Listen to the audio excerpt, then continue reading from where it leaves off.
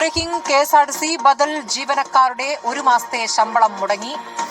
നേരത്തെ 2 ഘട്ടമായിട്ടാണ് ശമ്പളം നൽകിയിരുന്നത്. മാസത്തിൽ 15 വരെ ആദ്യ ഗഡുവും ശേഷം അടുത്ത ഗഡുവുമാണ് നൽകിയിരുന്നത്. സുഹൃത്തുക്കളെ, ഇങ്ങനെ KSRTC മുടിയാൻ പോകുന്ന കാര്യം അല്ലെങ്കിൽ മുടിഞ്ഞുകൊണ്ടിരിക്കുന്ന വാർത്തകൾ സ്മൃതി പരുത്തിക്കാട് തന്നെ വായിക്കണമെന്നും അത് നിങ്ങളിലൂടെ നിങ്ങൾ കേൾക്കേണ്ടത് സ്മൃതി പരുത്തിക്കാടിൽ കൂടി തന്നെയാണെന്നൊക്കെ വളരെയധികം കാത്തിരുന്ന ഒരാളാണ് ഞാൻ.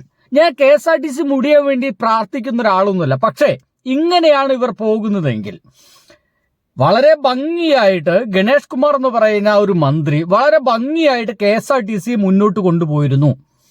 അദ്ദേഹത്തോട് എന്തോ ഭയങ്കര ദേഷ്യം. പിണറായി വിജയന് പിന്നെ നാട്ടുകാർക്ക് കണ്ണെടുത്താലും കണ്ടുവിടാം. അവസാനം പിണറായി വിജയൻ 3.0 വരട്ടെ എന്ന് ചോദിച്ചപ്പോൾ നിങ്ങൾ വരണ്ട, വെറും 32 സീറ്റും കിട്ടിയിട്ട് ഏതെങ്കിലും മൂലയ്ക്കിൽ ഇരുന്നാൽ മതി എന്ന് ജനങ്ങളാണ് തീരുമാനിച്ചു. അപ്പോഴേ പറഞ്ഞതാ നിങ്ങൾ ചെയ്യാൻ പോകുന്ന മഹാ അബദ്ധമാണെന്നുള്ളത്. ഞാനടക്കമുള്ള യൂട്യൂബേഴ്സ് അപ്പോഴേ പറഞ്ഞതാ. KSRTCക്ക് ഫ്രീ കൊടുക്കാൻ പോകുന്നു, സ്ത്രീകളെ ഫ്രീ ആയിട്ട് യാത്ര നൽകാൻ പോകുന്നു എന്നൊക്കെ പറയുമ്പോൾ ഇവിടുത്തെ പ്രൈവറ്റ് ബസ്സുകാരൊക്കെ കയ്യടികളായിരുന്നു. തോറ്റു കഴിഞ്ഞപ്പോൾ ഇവിടെ UDF ജയിക്കുകയും LDF തോൽക്കുകയും ചെയ്തപ്പോൾ പടക്കം പൊട്ടിക്കുകയും ഒപ്പം തന്നെ പായസം വിതരണം ചെയ്തിരുന്ന ആ പ്രൈവറ്റ് ബസ്സുകാരൊക്കെ ഇപ്പോ പായസമെങ്കിലും ഒരു ഗ്ലാസ് കിട്ടിയാൽ നന്നായിരുന്നു എന്ന് പറയുന്ന അവസ്ഥയിലേക്ക്, സാമ്പത്തിക അരക്ഷിതാവസ്ഥയിലേക്ക്, സാമ്പത്തിക പ്രശ്നങ്ങളിലേക്ക്, പട്ടിണിയിലേക്ക് കൂപ്പുകുത്തിക്കൊണ്ടിരിക്കുകയാണ്. പിണറായി വിജയൻ ആയിരുന്നെങ്കിൽ നന്നായിരുന്നു, അദ്ദേഹം ഇങ്ങനെ ഞങ്ങളെ മെനക്കെടുത്തില്ല എന്ന് ഇപ്പോഴവരൊക്കെ പറയാൻ തുടങ്ങി. കാരണം പിണറായി വിജയൻ എന്ന് പറയുന്നത് ഒരു LDFന്റെ മന്ത്രിസഭയിലെ മുഖ്യമന്ത്രിയായിരുന്നു.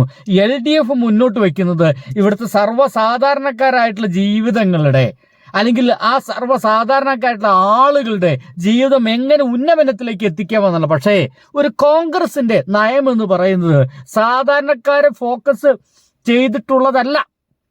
ഇത് നമുക്ക് എന്നോ അറിയുന്ന കാര്യമാണ്. പക്ഷെ നാട്ടുകാർക്ക് ചിലതൊക്കെ കൊണ്ടാലേ പഠിക്കൂ. ചില ആൾക്കാർ അങ്ങനെ കൊണ്ടാലേ പഠിക്കൂ. ഇപ്പൊ പഠിക്കാൻ തുടങ്ങിയിരിക്കുന്നു. KSRTCയിൽ ശമ്പളം മുടങ്ങിയിരിക്കുന്നു. താൽക്കാലിക ജീവനക്കാരുണ്ട്. 2 ഗഡുവായിട്ടാണ് അവർക്ക് ശമ്പളം കിട്ടുക. മാസത്തിന്റെ ആദ്യ ആഴ്ചകളിൽ 1, അവസാനം 1 എന്ന രീതിയിൽ 2 ഗഡുക്കളായിട്ടാണ് ശമ്പളം കിട്ടുക. അതിലത്തെ ഒറ്റ ഗഡു മാത്രമേ കൊടുത്തിട്ടുള്ളൂ. അവരുടെ കരച്ചിലാണ് ഇപ്പൊ സുഹൃത്തുക്കളെ മുഴങ്ങി കേൾക്കുന്നത്. എന്തായാലും സ്മൃതി പരുത്തിക്കാട് എന്തിനീ വാർത്ത വായിക്കണം എന്ന് ചോദിച്ചു കഴിഞ്ഞാൽ അത് എന്തൊരു ആഹ്ലാദമാണ്. കാരണം VD സതീശനെ അത്രയേറെ സ്നേഹിക്കുന്ന വേറൊരു മാധ്യമ പ്രവർത്തക ഒരുപക്ഷെ നമ്മുടെ കേരളത്തിൽ ഉണ്ടാവില്ല. അത്രയ്ക്കധികം VD സതീശന്റെ എല്ലാ തീരുമാനങ്ങളെയും ന്യായീകരിച്ച് മെഴുകുന്ന ഒരാളാ. ഇപ്പോഴിതാ അവര് തന്നെ VD സതീശന്റെ ഒരു ദുരന്ത വാർത്ത നമ്മുടെ മുമ്പിലേക്ക് എത്തിക്കുന്നു എന്നുള്ളതാണ്. ലഭിച്ചില്ല എന്ന പരാതിയാണ്. പ്രിയദർശിനി സ്ത്രീ സൗജന്യ യാത്ര സാമ്പത്തിക ബാധ്യത ഉണ്ടാക്കുമെന്നാണ് തൊഴിലാളികളുടെ ആശങ്ക. സംസ്ഥാനത്ത് ആകെ 3000 ബദൽ ജീവനക്കാർ KSRTCക്കുണ്ട്. അർജുൻ കല്യാൺ വിവരങ്ങൾ നൽകും. അർജുൻ കല്യാൺ, നിങ്ങളൊന്ന് വിവരം നൽകണ്ട. 3000 ബദൽ ജീവനക്കാർ, 1, 2, 3 അല്ല സുഹൃത്തുക്കളെ, 3000 ബദൽ ജീവനക്കാരുണ്ട്. ആ 3000 കുടുംബങ്ങൾ, അവരെ ആശ്രയിച്ച് കഴിയുന്ന അവരെ ഭാര്യമാര്, അവരെ മക്കള്, അവരെ അച്ഛനമ്മയും. നോക്കൂ, ഒരു വലിയ സംഖ്യയാണത്. 3000 എന്ന് പറയുന്ന ആളുകളിലേക്ക് ചുരുക്കല്ലേ.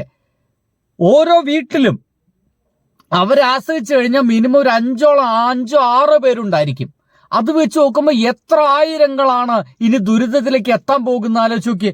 വേണമെങ്കിൽ അങ്ങനെ കരഞ്ഞുകൊണ്ടിരിക്കുന്ന ഒരു ജീവനക്കാരന്റെ വോയിസ് ഞാൻ നിങ്ങളെ കേൾപ്പിക്കാം. എക്സ്ക്ലൂസീവ് ആണ് കേട്ടോ, അങ്ങനെ എക്സ്ക്ലൂസീവ് ഒന്നല്ല, ചുമ്മാ കേട്ടോക്ക്. KSRTCയിലെ താൽക്കാലിക തൊഴിലാളികൾക്ക് നിലവിൽ ശമ്പളം കിട്ടിക്കൊണ്ടിരുന്നത് 2 ഭാഗമായിട്ടായിരുന്നു. യെസ്, സന്തോഷം. നിലവിൽ ശമ്പളം കിട്ടിക്കൊണ്ടിരുന്നത് 2 ഭാഗമായിട്ടായിരുന്നു എന്ന് വെച്ച് കഴിഞ്ഞാൽ ശമ്പളം കിട്ടിയിരുന്നു എന്ന് വ്യക്തം. ശമ്പളം കിട്ടിയിരുന്നു എന്ന് വ്യക്തം. കേൾക്കാത്തവരുണ്ടെങ്കിൽ ശമ്പളം കിട്ടിയിരുന്നു എന്ന് വ്യക്തം. താൽക്കാലിക ജീവനക്കാർക്ക് 3000-ലധികം വരുന്ന ആളുകൾക്ക് ശമ്പളം കിട്ടിയിരുന്നു. 2 ഭാഗമായിട്ടാണ് കിട്ടിയിരുന്നതെന്ന് അത് കിട്ടിയിരുന്ന ഒരു താൽക്കാലിക ജീവനക്കാരനാണ് ഈ പറഞ്ഞുകൊണ്ടിരിക്കുന്നത്. 5-ാം തീയതിക്ക് മുമ്പ് പകുതി ശമ്പളവും ആ മാസത്തിന്റെ അവസാന ഭാഗത്ത് പകുതി ശമ്പളവുമാണ് തന്നുകൊണ്ടിരുന്നത്. ഈ സർക്കാർ വന്ന് ഞങ്ങൾക്കിപ്പോൾ ആദ്യ ഭാഗത്തെ പകുതി ശമ്പളത്തിന്റെ പകുതിയാണ് തരുന്നത്. ഞങ്ങൾ കുടുംബമായിട്ട് ആദ്യ ഭാഗത്തിന്റെ പകുതി ശമ്പളത്തിന്റെ പകുതി അതായത് ഒരു ശമ്പളം രണ്ടായിട്ട് ഭാഗിച്ചിട്ട് 5-ാം തീയതിക്ക് ശേഷവും അവസാന സമയവും ഒരുപക്ഷെ 25-ാം തീയതിക്ക് ശേഷവുമായിട്ട് കൊടുത്തിരുന്നത് ആദ്യ ഭാഗം കൊടുത്തിരുന്ന ശമ്പളത്തിന്റെ പകുതിയെ കൊടുത്തിട്ടുള്ളൂ. എങ്ങനെയുണ്ട്? ഈ ഗവൺമെന്റ് വന്നിട്ട് 2 മാസം തികയ്ക്കുന്നില്ല സുഹൃത്തുക്കളെ. ഒരു 60 ദിവസം പോലും ആയിട്ടില്ലെന്ന് മനസ്സിലാക്കണം. ഒരു 60 ദിവസത്തിനുള്ളില് ഇവിടുത്തെ പ്രൈവറ്റ് ബസ്സുകൾ ഏകദേശം 800 ബസ്സുകൾ നിർത്തി. അവരൊക്കെ മറ്റു പല പണിക്കും പോവാൻ തുടങ്ങി. കണ്ടക്ടർമാരൊക്കെ പട്ടിണിയിലാണ്. 1000-2000 ഉണ്ടാക്കിയിരുന്ന കണ്ടക്ടർമാർക്ക് ഇപ്പൊ കിട്ടുന്നത് വെറും 600-700 രൂപയാണ്. ഇങ്ങനെ ദുരിതപർവത്തിലേക്കാണ് ഇവിടെയുള്ള ആയിരക്കണക്കിന് തൊഴിലാളികൾ മാറിയിരിക്കുന്നത്. നമ്മുടെ ചാനലുകൾക്ക് ഇതൊന്നും ചർച്ചയേയല്ല.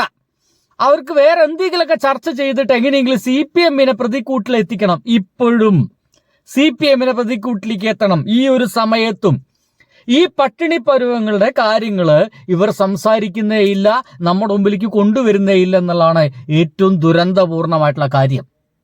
അപ്പോഴാണ് ഇത്തരം സംഗതികളൊക്കെ കൃത്യമായിട്ട് വരുന്നത്. പറഞ്ഞിരുന്നു KSRTC മുടിയാൻ പോവുകയാണ്. അതിന്റെ ആദ്യ സൂചനകളാണ് ഈ കേൾക്കുന്നത്. ജീവിക്കുന്നതാണ്. ഞങ്ങളുടെ മക്കൾക്കും വിദ്യാഭ്യാസപരമായും വീട്ടിലും മറ്റും വാടക ഒക്കെ കൊടുക്കേണ്ട അവസ്ഥയാണ്. വളരെ ഒരു ദുരിതമായ അവസ്ഥയാണ് ഇപ്പോൾ ഈ സർക്കാർ ഞങ്ങളോട് ചെയ്തിരിക്കുന്നത്. കഴിഞ്ഞ സർക്കാർ കാണിച്ച അവസ്ഥകളൊന്നും നിങ്ങൾക്കുണ്ടാകില്ല എന്ന് ഇലക്ഷൻ സമയത്ത് പ്രഖ്യാപിച്ചവരാണ് ഇപ്പോൾ കേരളം ഭരിക്കുന്നത്. ഞങ്ങളുടെ ഈ അവസ്ഥയ്ക്ക് ഒരു പരിഹാരം ഉണ്ടാകണമെന്ന് അധികാരികൾ എത്രയും പെട്ടെന്ന് ഉണർന്ന്. സന്തോഷം. എന്താ കഴിഞ്ഞ സർക്കാർ ചെയ്തേ? കഴിഞ്ഞ സർക്കാർ എന്താ ചെയ്തേ? അതും ഈ പറയുന്ന വ്യക്തി പറയണ്ടല്ലേ. 2 തവണയായിട്ട് ശമ്പളം തന്നിരുന്നു എന്നതാണ് സർക്കാർ ചെയ്ത കുറ്റം. അതൊന്നും ഇവർക്ക് പോരായിരുന്നു. ഇവർക്ക് എല്ലാം കൂടി എടുത്ത് അങ്ങോട്ട് വിഴുങ്ങണമായിരുന്നു. അതിന്റെ ഭാഗമായിട്ട് സ്വപ്ന പദ്ധതികൾ പ്രഖ്യാപിച്ചപ്പോൾ അതിന് പോയിട്ടാണ് വോട്ട് ചെയ്തു. പിണറായി വിജയൻ എന്തോ വലിയ പ്രശ്നക്കാരനായിരുന്നു. ഗണേഷ് കുമാറും അയ്യോ വൃത്തികെട്ടവനായിരുന്നു. എടോ, ഒരാളുടെ പേഴ്സണൽ ലൈഫിലേക്ക് നിങ്ങൾ നോക്കണ്ട. പേഴ്സണൽ ലൈഫൊക്കെ നോക്കുകയാണെങ്കിൽ നമ്മൾ ഒരാളെ ഇഷ്ടപ്പെടാൻ പോകുന്നില്ല. കേരളത്തിലെ എല്ലാ കവികളെയും എല്ലാ എഴുത്തുകാരെയും മിക്ക എഴുത്തുകാരൊക്കെ പേഴ്സണൽ ലൈഫ് ഭയങ്കര പ്രശ്നമാണെന്നേ. വലിയ വലിയ നടന്മാരെന്നൊക്കെ പറയുന്ന ആൾക്കാരൊക്കെ പേഴ്സണൽ ലൈഫ് വലിയ പ്രശ്നമാണെന്നേ. അതൊന്നും നോക്കണ്ട. അവർ നമ്മളോട് എങ്ങനെ പെരുമാറുന്നു, നമ്മുടെ സമൂഹത്തിൽ എങ്ങനെ നിൽക്കുന്നു, അത് മതിയെന്നേ. നിങ്ങൾ എന്തിനാ ഗണേഷ് കുമാറിന്റെ കുടുംബകാര്യം അന്വേഷിക്കാൻ നിൽക്കുന്നേ? ആ കുടുംബകാര്യാണ് അദ്ദേഹം KSRTC നടത്തുന്നത് അല്ലല്ലോ. കൃത്യമായിട്ട് ശമ്പളം കൊടുത്തിരുന്നു, പുതിയ ബസ്സുകൾ വന്നിരുന്നു, പുതിയ റൂട്ട് ഉണ്ടാക്കിയിരുന്നു, AC ബസ് കൊണ്ടുവന്നിരുന്നു. എന്താണോ നമ്മുടെ പ്ലെയിനിലൊക്കെ കൊടുത്തിരുന്ന സൗകര്യങ്ങൾ അതേപോലുള്ള സൗകര്യങ്ങളുള്ള ബസ്സുകളൊക്കെ കൊണ്ടുവരാനുള്ള പ്ലാൻ ഉണ്ടായിരുന്നു. എവറിത്തിങ് ഹുദ ഹവ എല്ലാം പൊളിഞ്ഞു തരികിടമാവും. കാരണം അത്തരത്തിലുള്ള ആളുകളാണ് ഇവിടെ ഭരിക്കുന്നത് എന്നർത്ഥം. ഇനി കേക്ക്. ശമ്പളം തന്നിരണമെന്നാണ് ഞങ്ങളുടെ അഭ്യർത്ഥന. ഞാനൊരു താൽക്കാലിക ജീവനക്കാരനാണ്. എനിക്ക് മൊത്തത്തിൽ കിട്ടാനുള്ള 20,000 രൂപയാണ്. ആ 20,000 രൂപയിൽ 10,000 രൂപ ആണ് ഇന്നലെ മിനിഞ്ഞാന്നുമായിട്ട് കയറേണ്ടത്. ആ കയറേണ്ട 10,000 രൂപയിൽ 5,720 രൂപയാണ് എനിക്ക് കിട്ടിയത്. അടിപൊളി. ആ 5,720 രൂപ കൊണ്ട് എന്റെ കാര്യങ്ങളൊന്നും നടക്കത്തില്ല. ഇല്ല, ഇവരെ കാര്യം മാത്രമല്ല, ആരെയും നടക്കില്ല. അതായത് 20,000 രൂപ മൊത്തമാണ് അവർക്ക് കിട്ടുന്നത്. അതിലത്തെ 10,000 ഒരു മാസത്തിന്റെ ആദ്യ പകുതിയിൽ, മറ്റത് പിന്നെ എന്നുള്ളതിൽ അതും കൊടുക്കുന്നില്ല എന്നുള്ളതാണ്. എന്ന് വെച്ച് കഴിഞ്ഞാൽ KSRTC പണമില്ല. ഒരു യാഥാർത്ഥ്യത്തിലേക്ക് നമ്മൾ എത്തുന്നു. KSRTC മുടിയാൻ തുടങ്ങുന്നു എന്നർത്ഥം. ഇപ്പൊ താൽക്കാലിക ജീവനക്കാരാ. 1 മാസം കൂടി കഴിഞ്ഞാൽ എഴുതി വെച്ചോളൂ എന്റെ പ്രിയ സുഹൃത്തുക്കളെ, വിത്തിൻ 1 month, 1 മാസം കൂടി കഴിഞ്ഞാൽ സ്ഥിര നിയമനക്കാർ ഇതേപോലെ സങ്കടം പറയുന്ന കാഴ്ച നമ്മൾ കാണേണ്ടി വരും. ഇവർക്കിതൊന്നും നടക്കില്ലെന്നേ. ഇവരെ കൊണ്ടിതൊന്നും നടക്കില്ല. ഇവർക്കൊന്നും നടപ്പിലാക്കാൻ സാധിക്കില്ല. ഇവരിത് പൂട്ടിക്കെട്ടിയിട്ട് വല്ല പ്രൈവറ്റ് കമ്പനിക്ക് കൊടുക്കാൻ വേണ്ടി പ്ലാൻ ചെയ്യുന്ന ആൾക്കാരാ. KSRTC മാത്രമല്ല, KSEB മാത്രമല്ല, നമ്മുടെ ആരോഗ്യരംഗവും എങ്ങനെയെങ്കിലും പ്രൈവറ്റ് കമ്പനികൾ കണ്ട് ഏൽപ്പിച്ചിട്ട് സ്വസ്ഥമായിട്ട് എന്താ കാര്യങ്ങളൊക്കെ നടക്കുന്നുണ്ടല്ലോ എന്ന് നോക്കിയിരിക്കാൻ ആഗ്രഹിക്കുന്ന ടീമാണ്. ബാക്കി കേൾക്കുന്നേ. പിള്ളേരുടെ സ്കൂളിൽ ഫീസ് അടയ്ക്കണം, അത്യാവശ്യം ലോണ് കാര്യങ്ങള് എല്ലാം അടയ്ക്കണ്ടേ? ആര് തരും? നമ്മൾ ഒരു പ്രതീക്ഷയോടല്ലേ മുന്നോട്ട് പോയിക്കൊണ്ടിരിക്കുന്നത്. ഈ 2 തവണയായിട്ടെങ്കിൽ നമുക്ക് പൈസ കിട്ടിയാൽ മതി. ഇത് കാണിക്കുന്ന ഭയങ്കര ദ്രോഹം, മനുഷ്യത്വപരമല്ലാത്ത ദ്രോഹം, കണ്ണീച്ചോരയില്ലാത്ത സർക്കാർ. എന്തായാലും പറഞ്ഞു കണ്ണി ചോരയില്ലാത്ത സർക്കാർ. എന്തായാലും അത് പിണറായി വിജയൻ സർക്കാരിനല്ല, VD സതീശ മേനോൻ സർക്കാരിനെയാണ് വെറും 60 ദിവസം തികയുന്നതിന് മുമ്പ് തന്നെ ഒരു സിസ്റ്റം തകർത്ത് തരിപ്പണമാക്കിയിരിക്കുന്നു. ഇതിനപ്പുറം ഞാൻ വേറെ ഒന്നും പറയുന്നില്ല. അല്ലെങ്കിൽ എന്നെ പറ്റിയിട്ടുള്ള ഒരു പ്രചാരണം ഞാനിങ്ങനെ ഇവരെ കുറ്റം പറയുന്നു എന്നുള്ള, ഇത് കുറ്റമേ അല്ല കേട്ടോ. ഞാൻ ഈ പറഞ്ഞതെല്ലാം VD സതീശ മേനോനുടെ നന്മകളാണ്. നന്മകൾ മാത്രമേ പറഞ്ഞിട്ടുള്ളൂ. ബബായ്.